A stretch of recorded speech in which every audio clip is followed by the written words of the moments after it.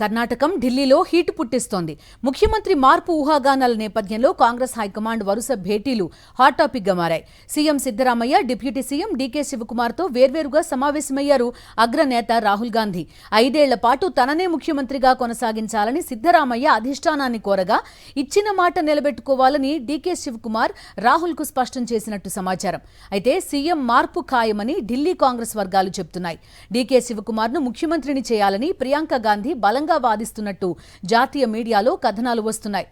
ఒక్కళిగా సామాజిక వర్గానికి చెందిన డీకేను సీఎం చేస్తే ఆ వర్గంలో కాంగ్రెస్కు మరింత మద్దతు లభిస్తుందని పార్టీ అంచనా వేస్తోంది. ప్రస్తుత ఉప ముఖ్యమంత్రి, పీసీసీ అధ్యక్షుడిగా 2 కీలక పదవులు నిర్వర్తిస్తున్న డీకేకు అధిష్టానం ప్రాధాన్యతనిస్తోందనే సంకేతాలు కూడా కనిపిస్తున్నాయి. డీకేకు సీఎం బాధ్యతలు అప్పగిస్తే జేడీఎస్తో పాటు బీజేపీకి కూడా రాజకీయంగా గట్టి దెబ్బ అని కాంగ్రెస్ వ్యూహకర్తలు భావిస్తున్నట్టు సమాచారం.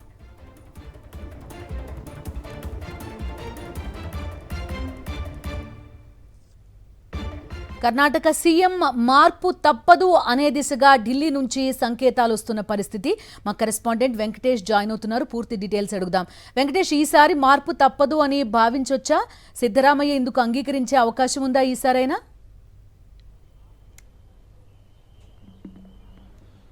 కర్ణాటకలో మరో 2 ఏళ్లలో ఎన్నికలు రాబోతున్నటువంటి నేపథ్యంలో ఇప్పటికే అధికార కోసం కుమ్ములాటలు కొనసాగుతున్నటువంటి నేపథ్యంలో ఇప్పుడే దీనికి చెక్ పెట్టాలని కాంగ్రెస్ పార్టీ అధిష్టానం భావిస్తోంది. సో ఆ నేపథ్యంలోనే 2 నాయకులను ఢిల్లీకి పిలిపించి మాట్లాడారు. సో దీనికి సంబంధించినటువంటి నిర్ణయం అధిష్టానం ఇంకా తీసుకోవాల్సి ఉంది.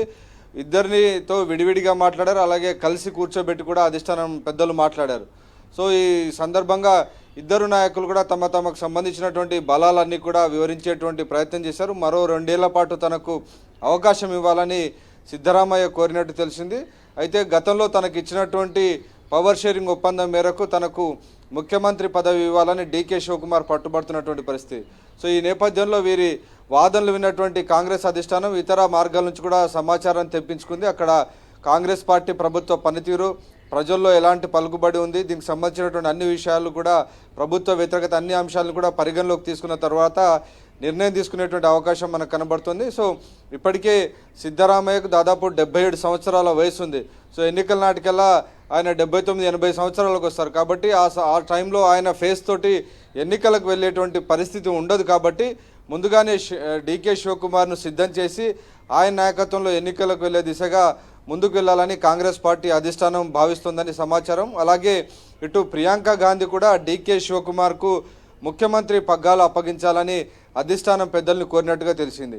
సో మొత్తానికి ఒక యువ రక్తాన్ని కాంగ్రెస్ పార్టీకి ఎక్కించాలి, ఖచ్చితంగా కర్ణాటకలో యువకుడైనటువంటి యువ నాయకత్వమైనటువంటి డీకే శివకుమార్కు పదవి ఇవ్వాలనే దిశగా ఇటు ప్రియాంక గాంధీ ఆలోచిస్తున్నట్టు తెలిసింది. సో ఈ అన్ని అంశాలను కూడా రాహుల్ గాంధీ, మల్లికార్జున ఖర్గే, అలాగే సోనియా గాంధీ పరిగణలోకి తీసుకున్న తర్వాత తుది నిర్ణయం తీసుకునేటువంటి అవకాశం ఉంది. కానీ ఇప్పటికిప్పుడు ఈ రోజు అయితే నిర్ణయం వచ్చే అవకాశం లేదు. దీనికి సంబంధించి కొంత ఇంటర్నల్గా కూడా కొంత అసెస్మెంట్ జరిగేటువంటి అవకాశం ఉంది. ఆ తర్వాత బహుశా ప్రస్తుతం రాజ్యసభ ఎన్నికలు జరుగుతున్నాయి కాబట్టి రాజ్యసభకు ఇటు సిద్దరామయ్యను పంపించి ఆయన కొడుక్కి ఇటు క్యాబినెట్లో పదవి ఇవ్వడం ద్వారా ఇటు సిద్దరామయ్యను కూడా సంతృప్తి పరిచేటువంటి అవకాశం ఉంది.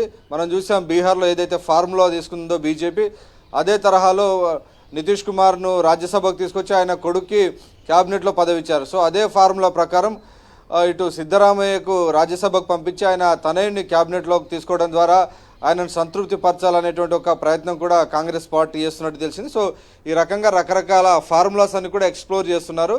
సో ఇద్దరి మధ్య కనుక ఈ కాంప్రమైజింగ్ ఫార్ములా కనుక కుదరకపోతే చివరిగా ఇటు మల్లికార్జున ఖర్గే, కర్ణాటక నుంచి ప్రాతినిధ్యం వహిస్తున్నటువంటి మల్లికార్జున ఖర్గే కూడా ముఖ్యమంత్రి బాధ్యతలు అప్పగించే అవకాశం లేకపోలేదు అనేటువంటి ఒక చర్చ కూడా జరుగుతుంది. సో వేరియస్ ఆప్షన్స్ అన్ని కూడా ఎక్స్ప్లోర్ చేస్తూ ఉన్నారు. సో ఫైనల్గా ఎలాంటి అవుట్కమ్ వస్తుంది అనేది మనం వేచి చూడాల్సి ఉంది. రైట్ వెంకటేష్.